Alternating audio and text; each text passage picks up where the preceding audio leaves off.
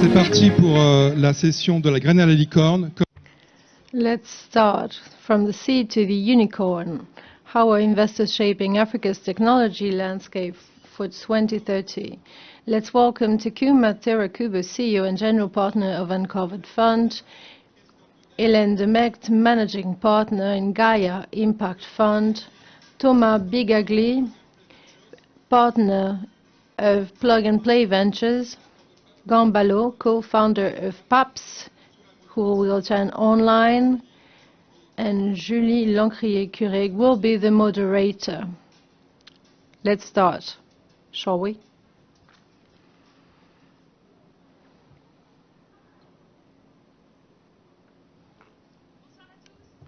Good evening, everyone. This is the last plenary session of the day. As Samir said, don't go yet. There will be a pitches session later on. There are many startups in the room. So we'll be talking about fundraising in Africa, and there are two visions here: the startup vision with Bungalow Online and the investors' point of view, investors being here with me. 2023 was a key year for investment in Africa. There was last year a very difficult semester with a significant decrease of investment in the continent, and so we reached a key period, a quite difficult one, although there are over 1,000 unique investors that have been registered. So this is a significant increase compared to the previous years. So the year has been contrasting. And now how can we talk about sustainability and resiliency for startups on the continent? Those are the questions we will raise tonight with our experts. Good evening, Thomas. Good evening, Hélène. Good evening, Takuma and Bamba online. We'll be brief because we are behind schedule, and Thomas will soon have to leave to go to the airport. So we'll start with you, Thomas.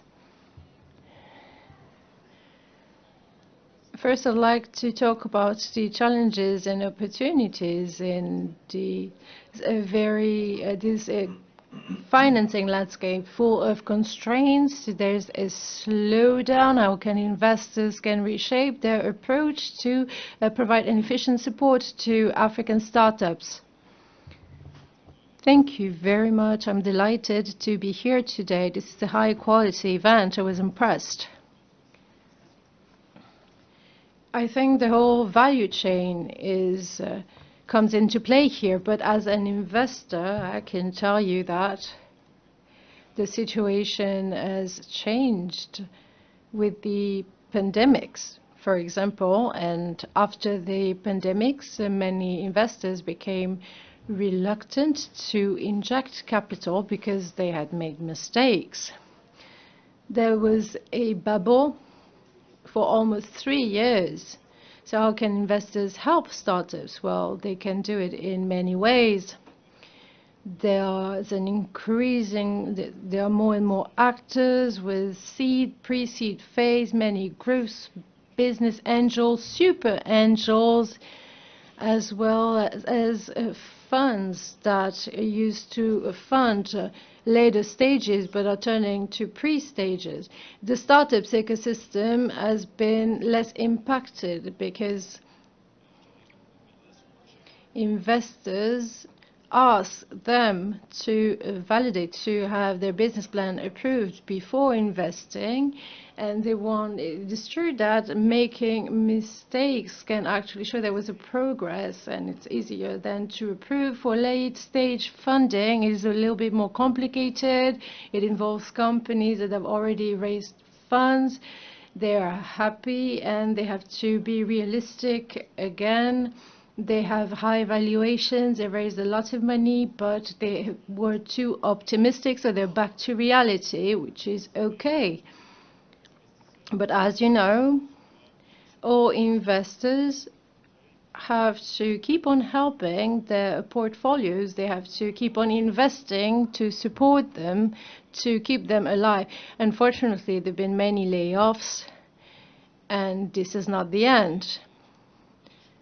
So I'm not that optimistic about late-stage investment, but more and more funds focus on the secondary level. Many funds are being granted to help companies survive. So to be brief and to sum up what I just said, I think many actors are emerging, and the later stage investment has proven to be a more complicated stage. So we need new strategies to help later stages company. And I'm going to tell you something that you won't find on the net. I don't know if you heard, but Sequoia, there's been a lot of dry powder, that is to say the capital that investors keep so that they can invest in startups.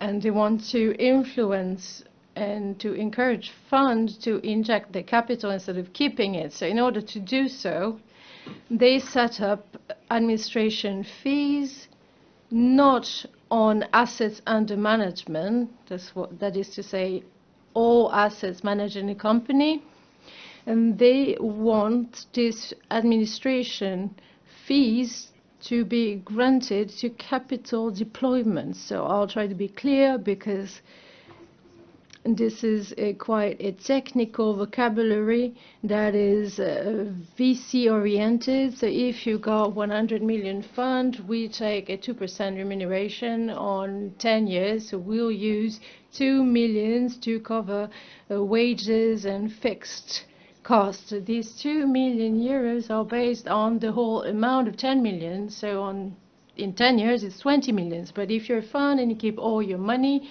you don't spend it, you stay with the same amount. So our goal is to influence the market, and they said instead of asking for administration fees, if the VC fund gives 10 million, we can provide a part of it which is more relevant. So it encourages VC funds to inject capitals and so to help companies facing difficulties. Over to you, Hélène. Another question about adaptation. How can startups and funds can adjust to the VC crisis? Thank you very much. I'm delighted to be here. It is always such an extraordinary event and an occasion, opportunity to meet new entrepreneurs, both men and women.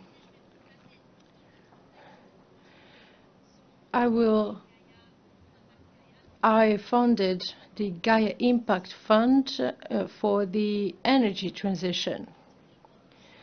So I will focus on what I know the most, that is to say energy and transition to renewable energy.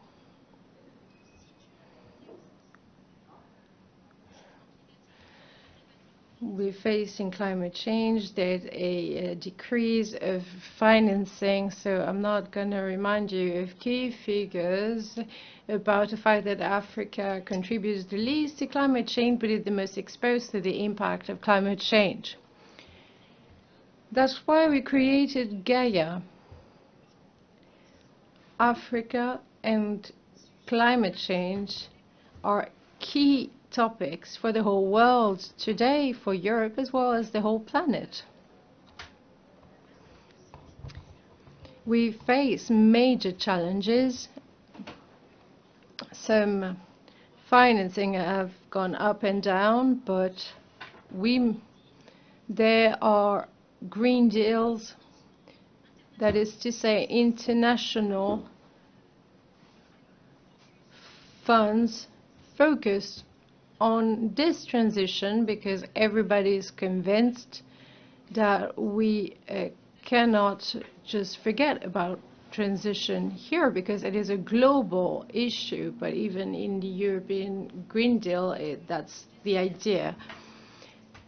I hope that we'll be able to eliminate this deficit, and there will be mass investment to work on climate resilience, because transition will create new jobs, and we could actually make a leapfrog in the energy sector in Africa as it happened in other sectors. Secondly, as an investor,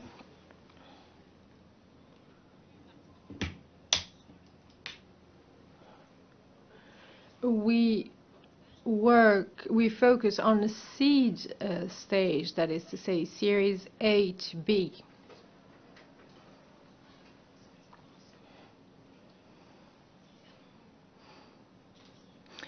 There are various leverages we could use to address these issues as investors. We can encourage companies, and we know that African companies are in this mood, so we try to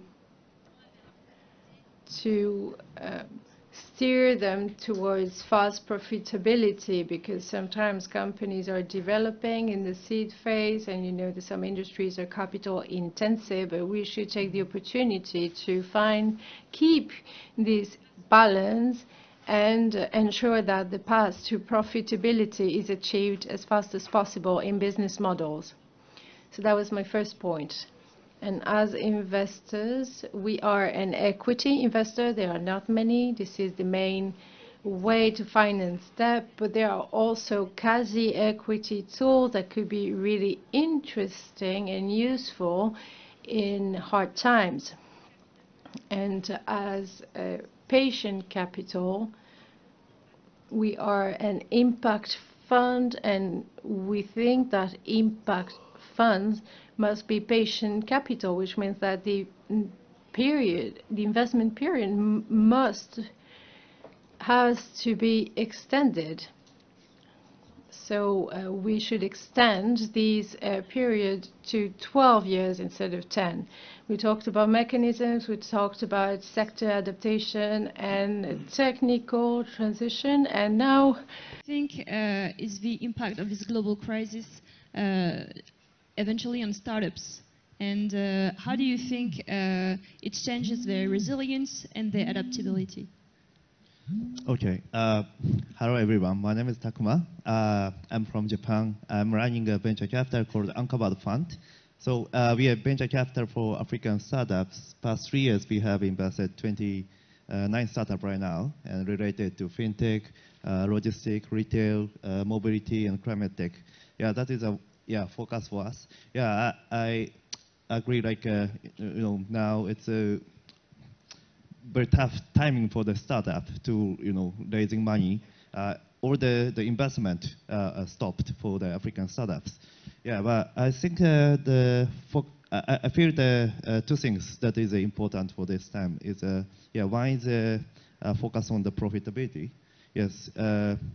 And also the second thing is reduce the cost and then take more runway for that. Honestly, I feel the last 3 years, the investment to the African startup is really kind of the bubble. The startup raising a lot of money with a small traction, but I think it's a great timing for the startup focus on the profitability, and then creating the business for the more sustainable. So, yeah. Thank you very much for those insights. Je me tourne vers la régie. Est-ce que nous avons Bambalo? And now, do we have Bambalo with us? Is he connected? No, he hasn't. So let's move on to Thomas. And now let's talk about women entrepreneurship with the market trends. How can women entrepreneurs contribute to the mentorship of the next generation of entrepreneurs? And how does Plug and Play, what does Plug and Play do with this component? That's a very good question. I would just like to say that 48% of women work with us. So we have 850 companies, and 48% of them are run by women. So we have a family-run business. We very much try to co-construct and be innovative as grow in the future. Plug and Play, what is it all about? We created a fund initiative. It's a pun, and it is a completely free program. We never take equity. We are completely free. And we have an international funding program which has been going very well. What I like is that women in business are very diverse. I think that people tend to fight for this so that we can create waves and have a positive impact. I know that if we look at the stats, it's true that in VC we see that women are always a minority. But I also think that these women who have already had the opportunity will really be able to become ambassadors to help other people across the entire value chain, so investors, mentors, entrepreneurs, generally speaking. So it's all about the value chain.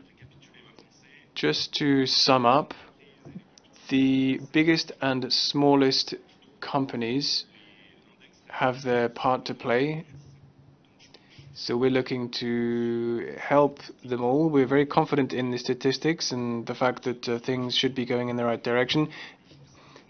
Women have a very important part to play in all of this, and they contribute to this growth. It's very strategic and important. So that's all I have to say. Thank you very much. Okay, great. Thank you so much for your encouraging words. Same question on women entrepreneurship. What would you say that today is the role of women entrepreneur on the market, and maybe especially in fintech, edutech, and e-health? Okay. Yeah. I think actually we supported some of the female entrepreneurs in Africa. I think for I have one good folio, and the company called PGWest in Nigeria. So there is the company is providing some saving platform for Nigerian people. They have more than 6 million users already, and then one of the founder is a female, and then also the CFO is female, and then 77% of employee is female. So I think that this kind of example, we should share more this kind of example to the people. So I think the female entrepreneur has like a strict and have power, and then I think that we should support them more to grow the business. Also what I can do is also supporting the female investor side as well. So we are 5 members in the company. 2 of them are female capitalists. Round of applause again. Thank you. But, So, go ahead. So I think the both sides is very important to support the entrepreneur side and the investor side. So what I can do is creating more female investor for African economy. So yes. Thanks a lot. Donc plus d'investisseurs et plus d'investis, ça va dans les deux sens. So more investors and more people being invested in, more women being invested in. So we've spoken about the Twix challenge. Globally, what would you say are the initiatives that exist today to strengthen the place of women in the business market? So we have the Twix challenge indeed, which we looked at as part of our first fund. But I think that we can go beyond this. It's very interesting to know where we are, and this is where we can draw a comparison with the sea level. We can see that there aren't enough women in business. Perhaps we need measures such as, well, I don't want to say positive discrimination because that can backfire, but I think that we really need to be highlighting female entrepreneurs. I know that in our portfolio, I would just like to pay tribute to Tabi Amoza, who is one of the co-founders of Easy Solar, which is in Sierra Leone and works on solar energy. So she created the company 7 years ago.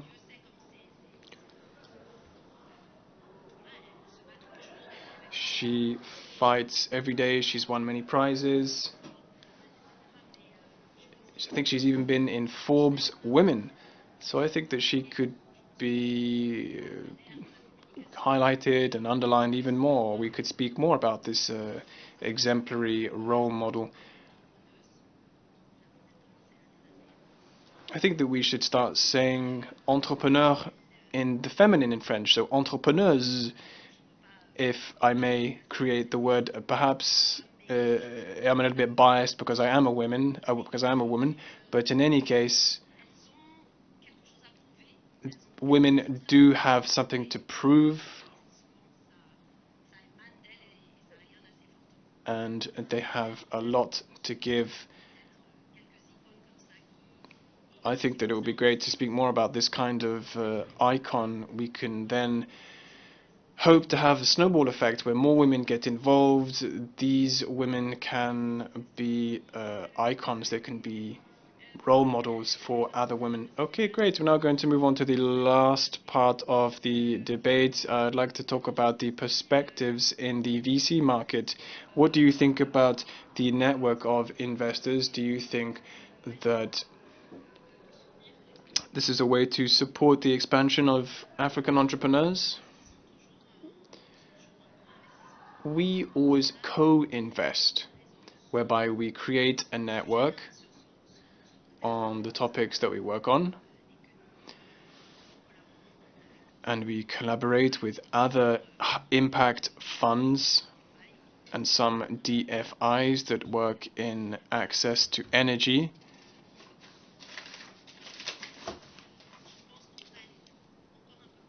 I think that we could go beyond this, though.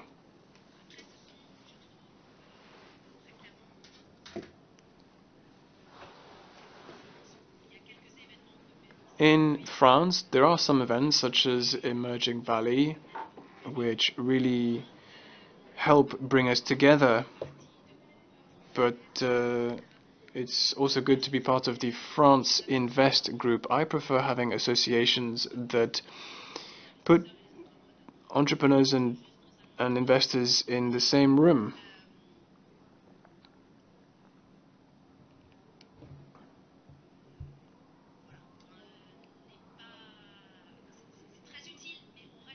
It's very useful. It's really great to come to an event like this and have more of a dialogue in both directions. Thank you very much. Yes, that's why networks are so important.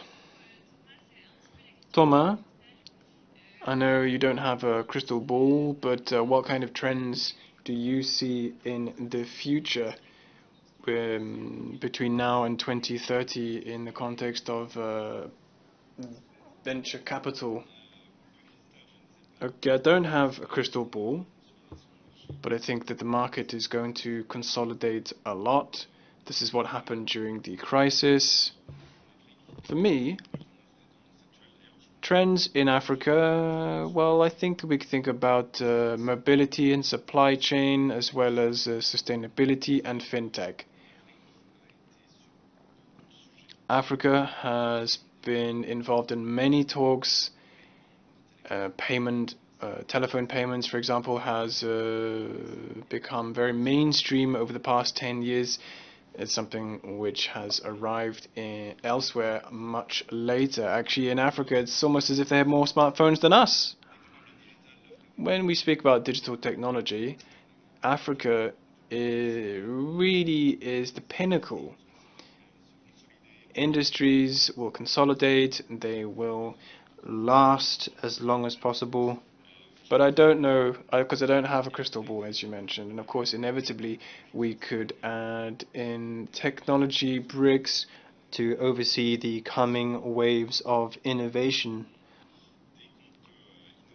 As soon as we can innovate and address an issue, there will be the emergence of a new paradigm. So everything goes round in cycles.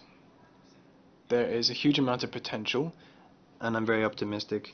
Okay, great. Thank you very much. Same question for you, Takuma. Turning to the future now, what trends do you see for the global African VC market towards 2030?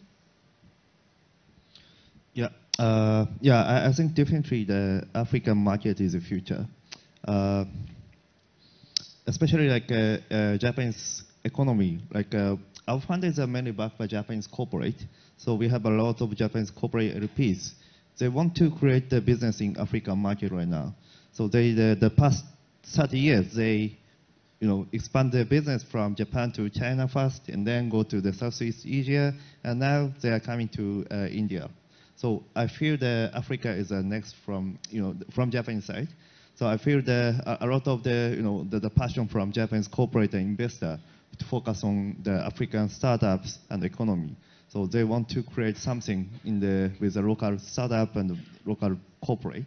So I feel that definitely it's going to be growing like India or Southeast Asian startup ecosystem. Thank you very much. So Japan investors are coming. Remember this. On parle aussi du digital qui va continuer, du So we've spoken about digital technology. Thank you all so much for being here. Thank you for telling us about African VC. Please, a round of applause. Round of applause for our panelists. Thank you, Takuma. And then stay all put. We are ready for the pitch.